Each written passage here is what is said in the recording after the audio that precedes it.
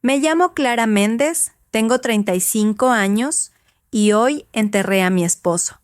Sola en un país lejano, con un idioma que no es el mío y una ciudad que ya nunca volverá a ser la misma. 30 horas sin dormir, 30 horas de vuelos, salas de espera y rezos sin voz. Cuando por fin iba a regresar a casa, abrí el chat familiar como quien busca una mano en la oscuridad. Mi vuelo llega a las 5 de la tarde. ¿Alguien puede recogerme? La respuesta de mi hermano llegó en segundos, fría como una puerta que se cierra. Estamos ocupados. Pide un Uber. Mi madre añadió, ¿y por qué no planeaste mejor? Miré la pantalla con los dedos temblando. Escribí, no se preocupen para no discutir, para no suplicar. Por dentro me estaba desmoronando. Y no sabía que, en pocas horas, mi historia iba a salir en las noticias de la noche. Antes de que la vida se partiera, yo creía tenerlo todo. Una casa luminosa en Portland, un trabajo que me retaba cada día, y Daniel, mi compañero, mi risa, mi calma. Lo conocí en la universidad, en una biblioteca llena de susurros y subrayados. Él derramó café sobre mi libro de economía. Sonrió con esa mezcla de vergüenza y descaro que solo tienen los que miran de frente.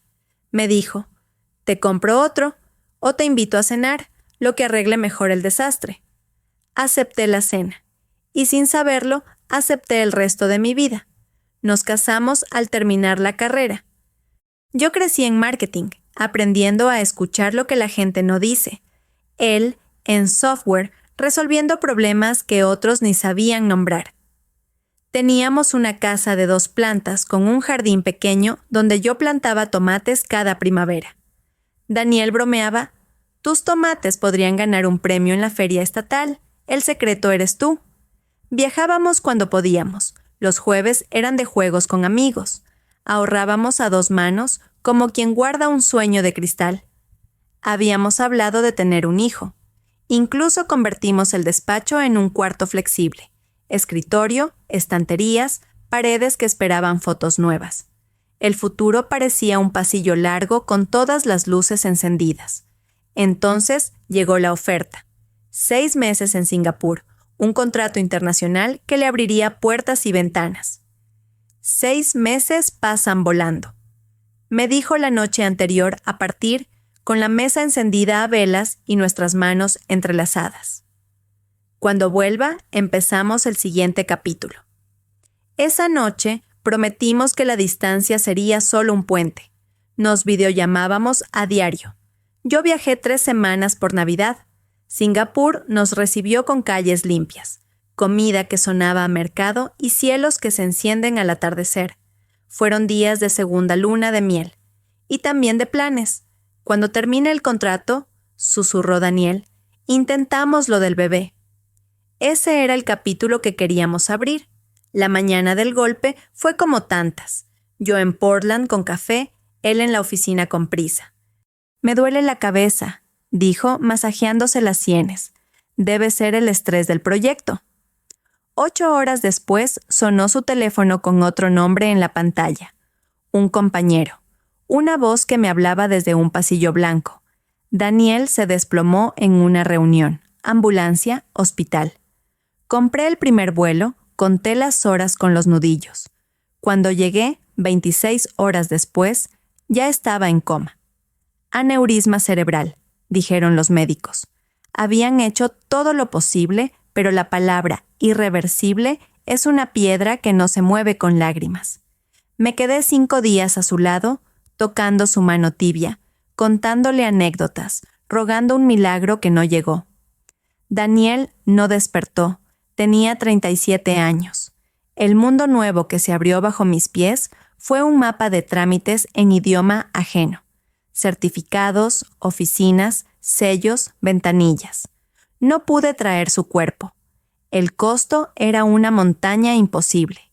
Lo enterré en Singapur, con unos pocos compañeros suyos y un par de expatriados que le tenían afecto. Ellos me acompañaron. Mi familia, al teléfono, me repetía frases cortas. «Ánimo, estamos rezando. Contrata a alguien para que te ayude. ¿Tenía seguro? Yo necesitaba escucha, hombro, silencio compartido. Hubo distancia, más de la que marca un océano. Aún así, guardé la esperanza más ingenua, que a mi regreso alguien me esperara en el aeropuerto.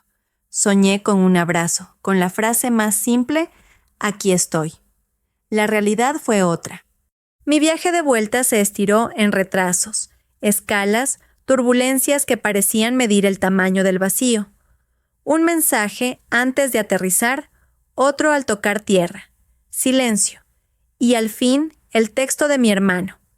Estamos ocupados. Pide un Uber. La frase de mi madre fue un eco áspero. ¿Por qué no planeaste mejor? En ese instante, como si por fin se apagara el último foco, lo entendí. Toda la vida había buscado agua en un pozo seco, y esa sería la última vez.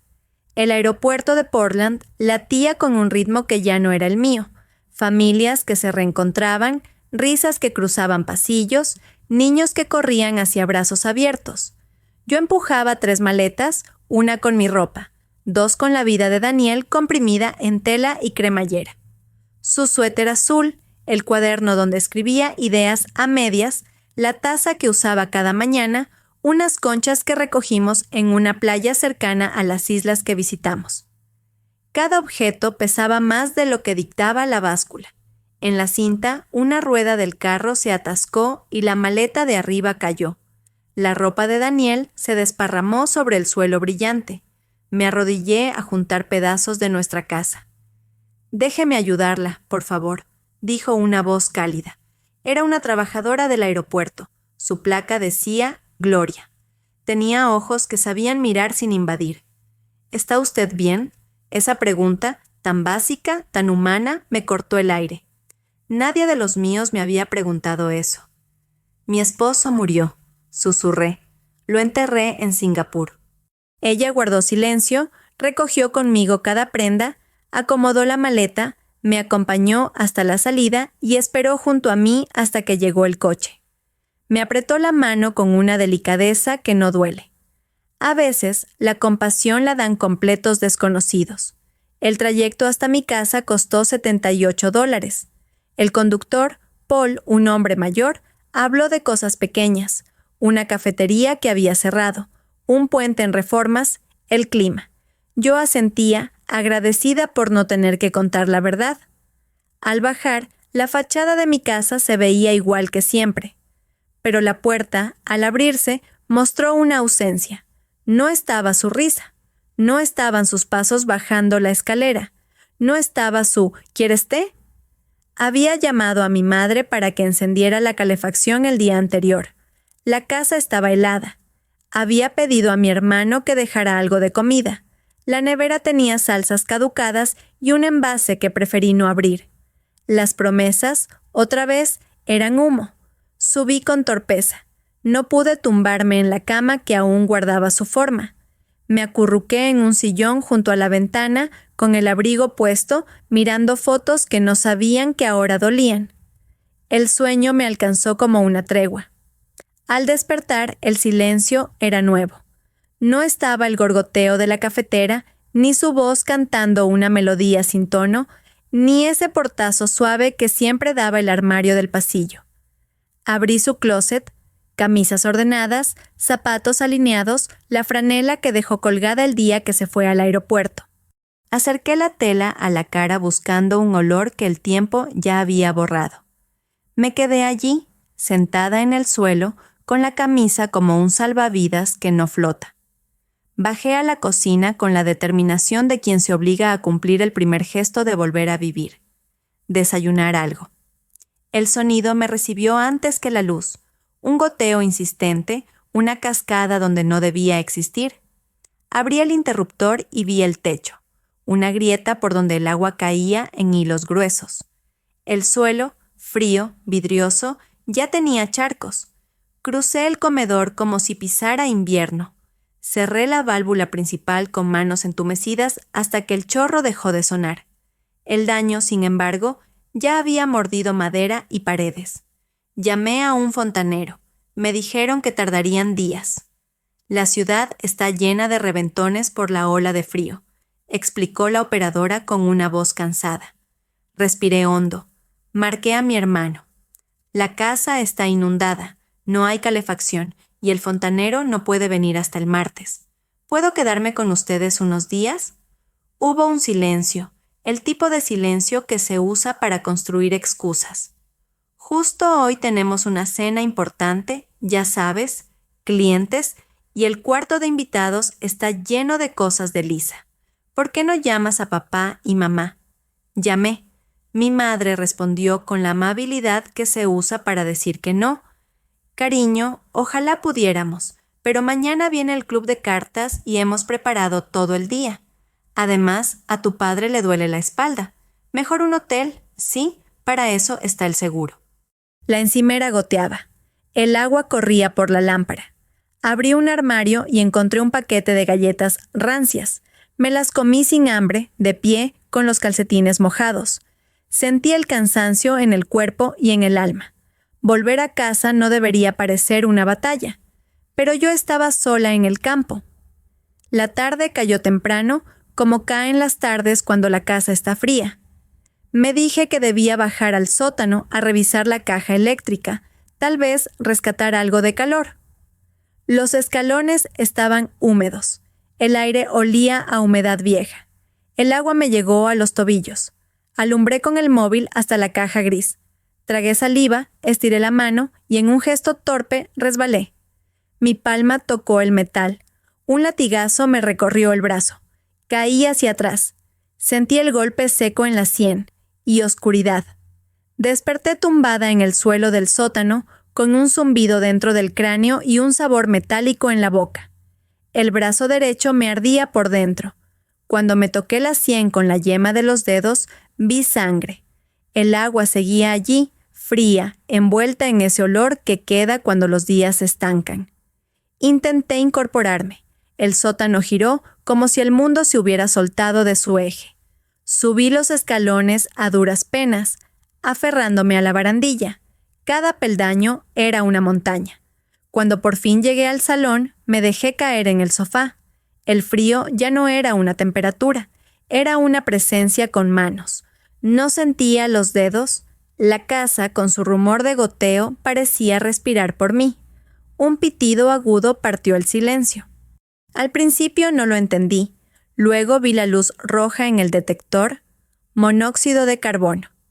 Algo en el sistema de calefacción debía de haberse dañado con el agua y el frío. El aire, invisible, podía matarme igual que un cuchillo. Quise levantarme para abrir ventanas, para llamar a alguien. El teléfono estaba a pocos centímetros sobre la mesa, pero mi brazo no obedecía. Las fuerzas se fueron como se apaga una vela por falta de oxígeno. La vista se me nubló en los bordes. Pensé en Daniel, y en un modo extraño me caló una calma antigua.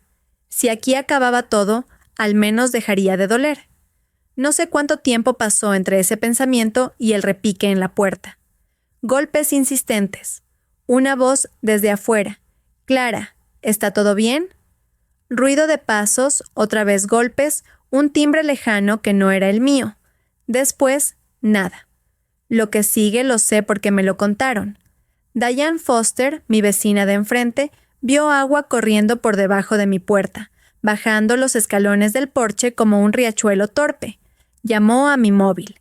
Nadie contestó. Cruzó la calle con el abrigo a medio abrochar y tocó. Los golpes le devolvieron silencio y un pitido que ella conocía demasiado bien. Llamó al 911. Llegaron los bomberos. Rompieron la puerta. La casa estaba grieta por dentro. Frío de nevera, charcos, techo abombado, luces intermitentes. El detector marcaba niveles peligrosos. Me encontraron desmayada en el sofá.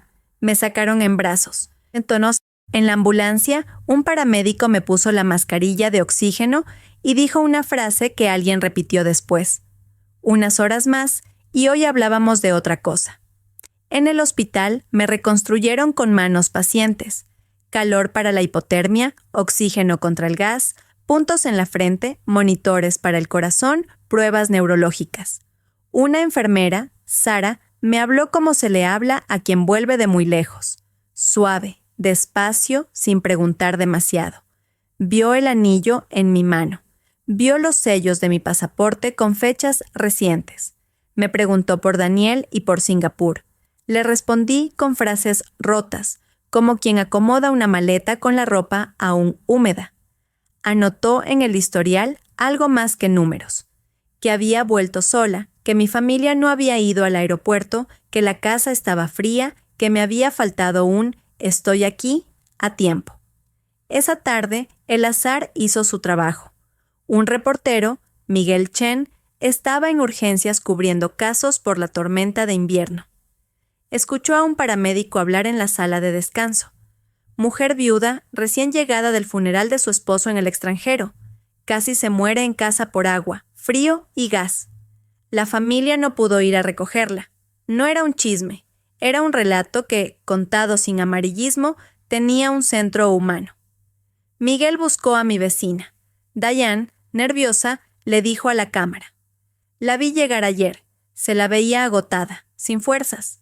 Quise pasarme luego, pero con la tormenta me puse a asegurar mis ventanas. Ojalá hubiese ido. El paramédico, conteniendo la rabia de quien ve a la muerte de cerca, mencionó que en mi móvil había un chat abierto con la frase «Pide un Uber». No mostró la pantalla, contó lo justo para que se entendiera la herida. Esa noche, el informativo abrió con el titular. Vuelve del funeral de su esposo en Singapur y casi muere sola en casa. Imágenes de sirenas frente a mi puerta, extractos neutros del parte médico, la voz de Diane temblando, la descripción del paramédico. En redes, el clip corrió como corren las noticias que tocan una fibra que tanta gente comparte y no confiesa, cuando la familia falla. Apareció un hashtag sencillo, no pasa nada, porque yo había escrito no se preocupen en el chat. La gente lo tomó como un espejo. Cuando más lo necesitaba, contesté igual, no pasa nada. Comercios locales ofrecieron ayuda. Una empresa de fontanería se ofreció a reparar sin cobrar. Una de restauración prometió secar y sanear la casa. Un hotel donó 2 noches. La ciudad, que a veces parece un conjunto de puertas cerradas, se volvió un pasillo con luces a ambos lados. Mientras eso sucedía afuera, en mi habitación blanca de hospital, entró el mundo que siempre llega tarde, mi familia.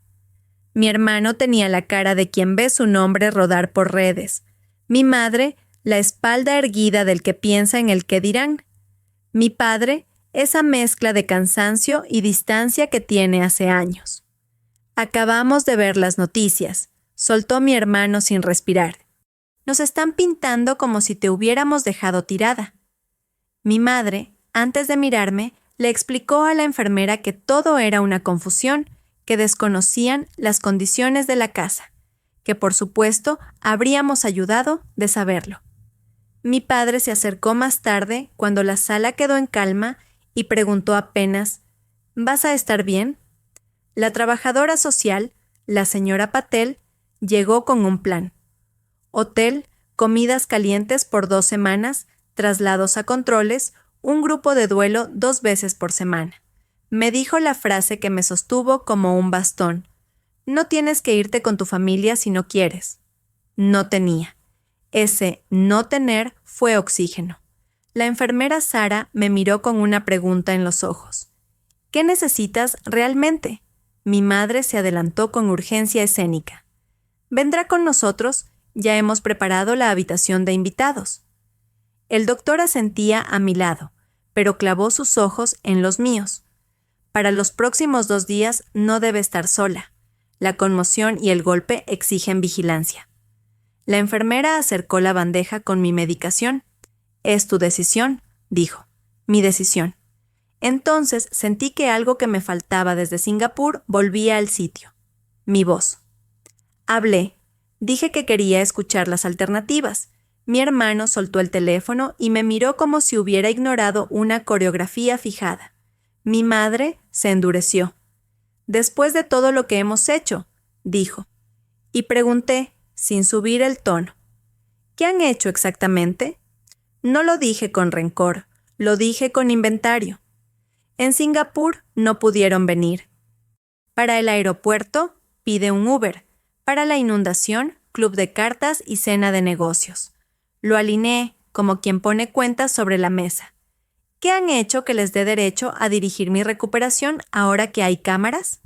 El silencio fue un espejo demasiado nítido. Troy, no voy a escribir su nombre de pila en voz alta aquí, dijo que estaba siendo injusta, que no sabían la gravedad. ¿No preguntaron?, respondí. Mi madre apeló a un concepto elástico. Las familias no pueden dejarlo todo por cada crisis. Yo hablé de un viaje de 30 horas, de un entierro sola, de una casa helada. No hay metáfora, hay hechos. Mi padre, sin mirar a nadie, dijo lo de siempre, que con el tiempo lo vería distinto. Yo, por primera vez, no quise que el tiempo corrigiera la verdad. La trabajadora social explicó el plan con profesionalidad que no pide permiso.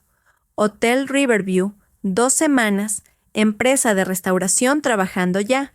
Vecinos que se ofrecieron a revisar la casa. Grupo de apoyo. Usted elige, remató. Elegí. No por castigo, por salud. Elegí un lugar cálido, alimentos simples, tiempo para llorar sin justificarme. Elegí estar con gente que aparece sin factura emocional. Esa misma noche, desde la ventana del hotel, vi el río. El agua, que horas antes había sido enemiga, seguía su curso como si me enseñara a seguir. Tenía una planta pequeña sobre el escritorio y una tarjeta firmada por el equipo de enfermería. Descansé. Por primera vez desde la llamada en Singapur, el sueño no fue un precipicio, fue una orilla. Y en esa orilla, en voz baja, le hablé a Daniel. Hoy puse un límite, no para separarme del mundo, sino para poder estar en él sin romperme. El sistema de ayuda se movió como engranajes bien engrasados. La empresa de fontanería llegó con botas y lámparas. Vaciaron el aire con máquinas que rugían como tormenta controlada. La de restauración midió humedades, levantó tablas, salvó lo salvable. Un técnico instaló un termostato inteligente. Prometieron reforzar tuberías. Yo iba de controles al hospital y volvía al hotel con una sopa caliente esperándome. La ciudad, sin saberlo, me estaba enseñando otra definición de familia, la que aparece. Mi móvil vibraba con mensajes de conocidos lejanos. Te vi en las noticias. Lo siento mucho. Y también con otros, más incómodos, de mi círculo cercano. Mi madre mandó una tarjeta impersonal. Mi hermano llamó una vez para aclarar que en redes estaban deformando todo. Mi padre envió enlaces sobre seguros de hogar. Contesté con educación. Guardé silencio donde antes me habría justificado. No estaba enfadada, estaba cansada. Cansada de apuntalar vínculos que solo se sostienen por la foto. Aquella primera noche en el hotel, mientras el río se deslizaba como una respiración profunda, sentí un germen que no sabía nombrar. No era felicidad, eso quedaba lejos. Era algo más pequeño y más valioso. Paz. La paz de haber dicho hasta aquí. La paz de recibir ayuda sin pedir perdón por necesitarla. La paz de entender que, si el pozo está seco, no es culpa mía, y que a veces hay que caminar hasta otro pozo para beber.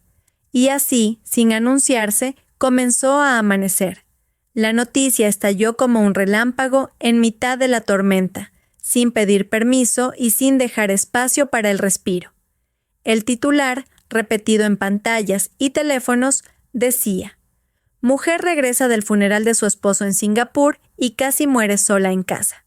Las imágenes mostraban mi puerta rota, las luces de emergencia reflejadas en charcos de agua y a los bomberos moviéndose con la prisa tranquila de quien ya ha visto demasiadas noches como esa. Yo miraba aquel clip desde una cama de hospital, con el brazo vendado y un zumbido en la cabeza que no terminaba de irse. Sentía vergüenza y alivio a la vez. Vergüenza por ser historia, alivio porque alguien había llegado a tiempo. El hashtag No pasa nada se encendió como una mecha. Nació de un mensaje mío, de esa forma cansada de decir no se preocupen cuando todo se está cayendo. Gente que jamás había visto empezó a contar lo suyo. Mi familia también me dijo, no pasa nada cuando sí pasaba. También esperé un abrazo y me mandaron un taxi. Leí hilos larguísimos entre tomas de oxígeno y vasos de agua tibia. Me sorprendió cuánta gente entendía, sin conocerme, el vacío que yo cargaba. En el hospital, los días tenían un orden sencillo: control de constantes, analítica, caldo caliente, sueño fragmentado. Las enfermeras entraban y salían como guardianas discretas. Una me arropaba, otra me peinaba sin decir nada, otra me dejaba un pequeño mensaje. Respira, hoy ya es otro día. Ese cuidado humilde y continuo me sostuvo como una tabla en medio del río. El doctor explicó que mi cuerpo volvería poco a poco. El golpe, la hipotermia y el monóxido se irían por el mismo lugar por donde habían entrado. Lo difícil, lo sabíamos ambos, viviría más adentro. Regresaron mis padres y mi hermano con flores y voces bien moduladas. Hablaron de malentendidos, de horarios, de la tormenta, de lo imprevisible que fue todo. Yo escuché con educación, pero ahora tenía una brújula en el pecho. El médico dijo en voz clara: Clara necesita reposo real y 0 conflictos. No puede estar sola 48 horas. Mi madre respondió automática: Vendrá a casa, ya está preparado. El médico me miró a mí. ¿Está de acuerdo? Por primera vez en mucho tiempo, alguien me pedía un consentimiento que había sido asumido en mi nombre. La trabajadora social, la señora Patel, trajo alternativas: hotel sin costo mientras se repara mi casa, traslados, comidas calientes, grupo de duelo, visitas domiciliarias si hicieran falta. Todo estaba listo, esperando una palabra mía. Dije, sí. No como quien desafía, como quien por fin se cuida. La habitación se quedó suspendida. Mi hermano apretó la mandíbula. Mi madre abrió la boca y la cerró. Mi padre se llevó las manos a los bolsillos como si buscaran una excusa. Enumeré lo esencial. En Singapur no vinieron. En el aeropuerto pide un Uber. Con la tubería rota, club de cartas y cena de negocios. Pregunté, ¿qué han hecho exactamente? Nadie respondió. Me trasladaron al hotel al caer la tarde. La habitación tenía una luz suave y una ventana grande hacia el río. Había una planta en la mesa, una nota del equipo de enfermería, un par de libros olvidados por otros huéspedes. Me duché despacio. Me miré en el espejo y casi no me reconocí. Ojeras, puntos en la sien, piel opaca. Aún así, respiré hondo. Sabía que ese cuarto no era un final, era una orilla. Pedí sopa y pan. Dormí con el murmullo del agua como arrullo. Al día siguiente tocaron la puerta. Era Diane, la vecina que llamó a los bomberos. Traía un termo con caldo y un pudor amable. No sabía si era buen momento, dijo. Le sonreí y la dejé pasar. Hablamos poco, a ratos no hablamos. Se quedó conmigo 20 minutos, los justos para no invadir y para no dejarme sola. Aquella visita fue una costura en una tela rota. Por la tarde recibí un mensaje de Roberto y Tomás, 2 vecinos que apenas saludaba en la calle. Cuando todo esté seco, te ayudamos con el jardín. Les di las gracias sabiendo que más que plantas estaban ofreciendo compañía. Ese mismo día me llamó alguien de la empresa de restauración. Habían conseguido frenar el daño, levantar suelos, sanear paredes y salvar algunos muebles. Instalaremos un termostato inteligente, así no volverá a congelarse nada, prometieron. Daba igual que lo dijeran muchos.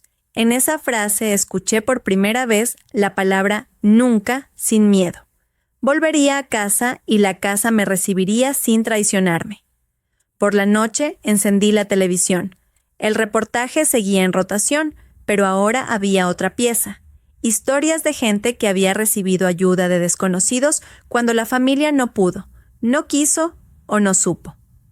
La comunidad es un músculo, dijo el presentador. Se fortalece cuando alguien lo usa. Me quedé con esa imagen. Pensé en Daniel. Él solía repetir, nadie se salva solo, a veces toca pedir, a veces te toca sostener. Por primera vez desde su muerte, sus palabras me arropaban sin desgarrarme. Mi familia envió mensajes breves. ¿Necesitas algo? ¿Cómo te sientes? Respondí con cortesía. No quería pelear, tampoco fingir que nada había pasado. Les dije que estaba atendida, que los mantendría informados. A mi padre le propuse un café, a solas, para otro día. Aceptó con un de acuerdo que me pareció honesto. Con mi madre y mi hermano preferí el silencio útil, ese que evita repetir escenas que ya conocemos de memoria. 3 días después pude caminar un poco más. Bajé al vestíbulo del hotel. El recepcionista preguntó si me estaba funcionando la calefacción de la habitación. Le dije que sí. Me habló del río, de cómo sube y baja con las lluvias, de las aves que a veces se paran en el borde como si revisaran un mapa. Lo escuché agradecida. Hay conversaciones que no enseñan nada y sin embargo nos devuelven humanidad. Subí por las escaleras, despacio. Cada peldaño me recordó que aún estaba aquí. Cuando la empresa de restauración me mostró fotos del progreso, lloré sin ruido. Donde había charcos, ahora había madera limpia. Donde había moho, pintura nueva. Donde había riesgo, sistemas reforzados. Me prometí algo sencillo. No volver a quedarme donde no haya calor, sea en una casa o en un vínculo. Una regla para el resto de mi vida. El grupo de apoyo se reunió 2 días después en un centro comunitario con olor a café y lápices. Me senté, escuché, hablé un poco, dije, me duele, me cuesta dormir, me siento culpable por avanzar. Nadie me corrigió, nadie me dio recetas, solo se quedaron. Y quedarse, entendí, es una forma de amar.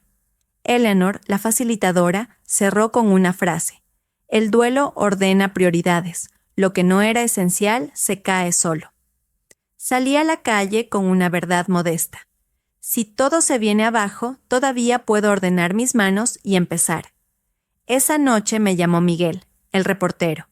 Quería saber si me sentía cómoda con la cobertura, si necesitaba que dejaran de emitir el clip. Agradecí su delicadeza.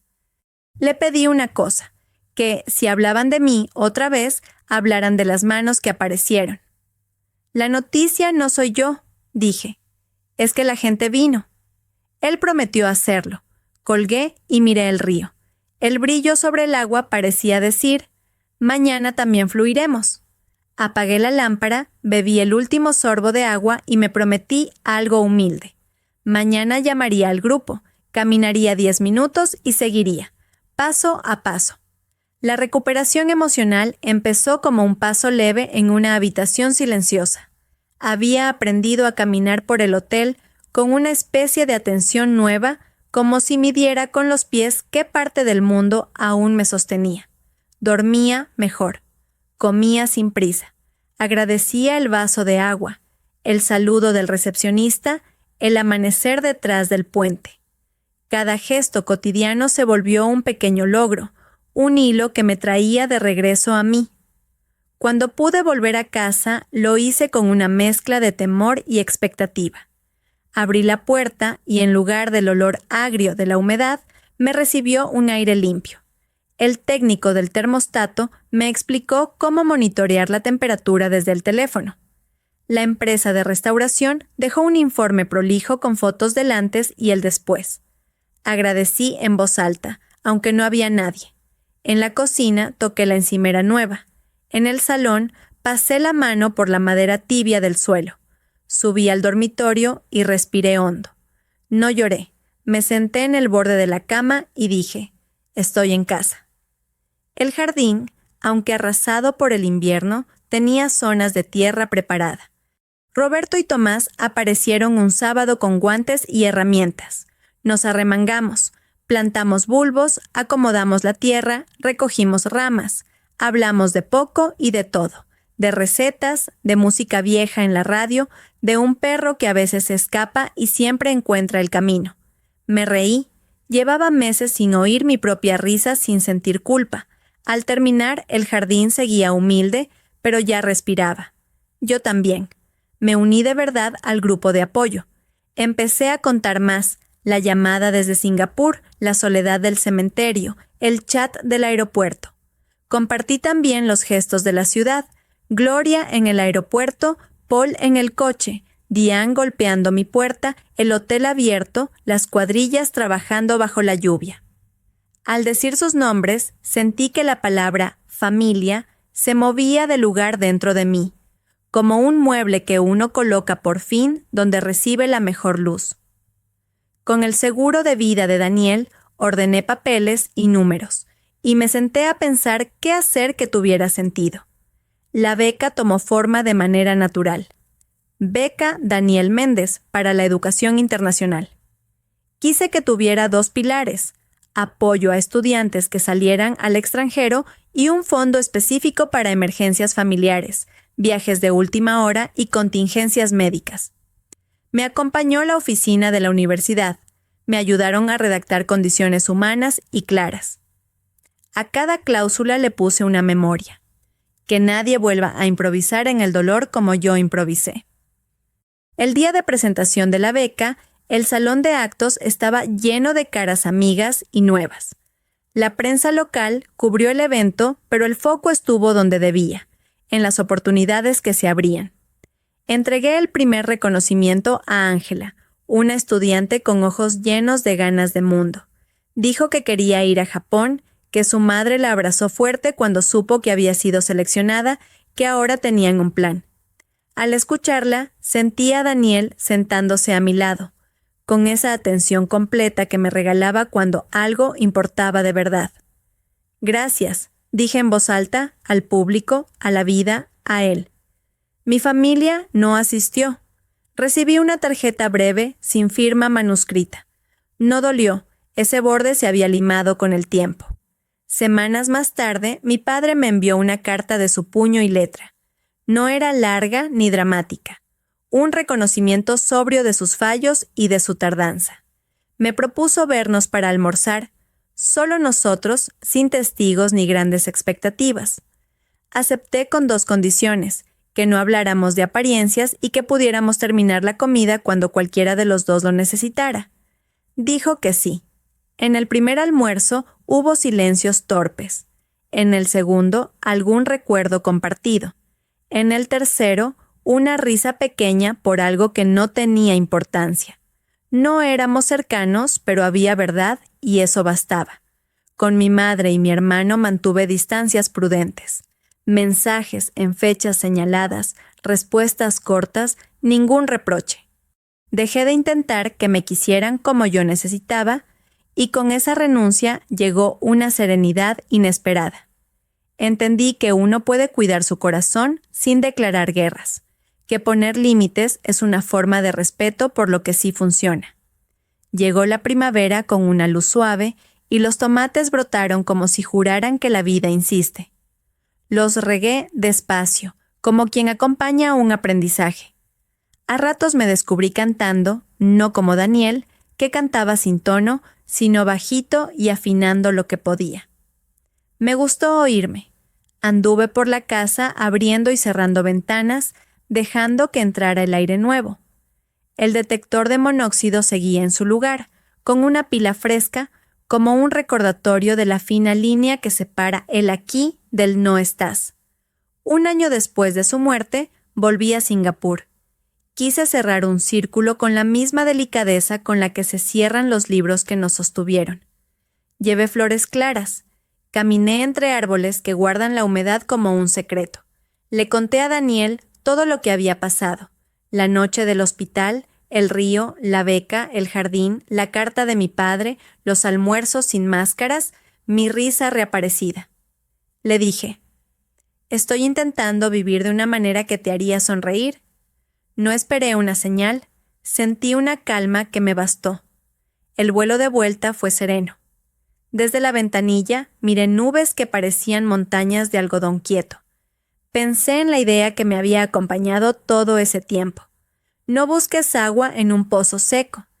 Esa frase, que empezó como una defensa, se había transformado en una guía.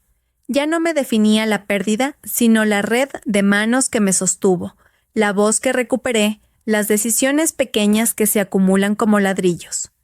Aterrizamos en Portland y el sol estaba tibio. En el aeropuerto, alguien abrazaba a alguien. Benignas repeticiones, carros, anuncios, risas, pasos. Sonreí a esa coreografía ajena. Salí a la calle con una certeza que no había tenido nunca. Si vuelvo a caer, sabré a quién llamar. Y si un día me toca sostener a otro, tendré memoria de lo que salva. La última noche de primavera, me senté en el porche con un vaso de agua fresca. Miré el jardín y el hilo de carretera que se pierde al final de la cuadra. Pensé en los nombres de quienes aparecieron. Los dije en voz baja como quien reza. Gloria, Paul, Diane, Roberto, Tomás, María, las enfermeras, la señora Patel, el técnico, el recepcionista, el doctor que miró a mis ojos. Una constelación. No sé si la Felic,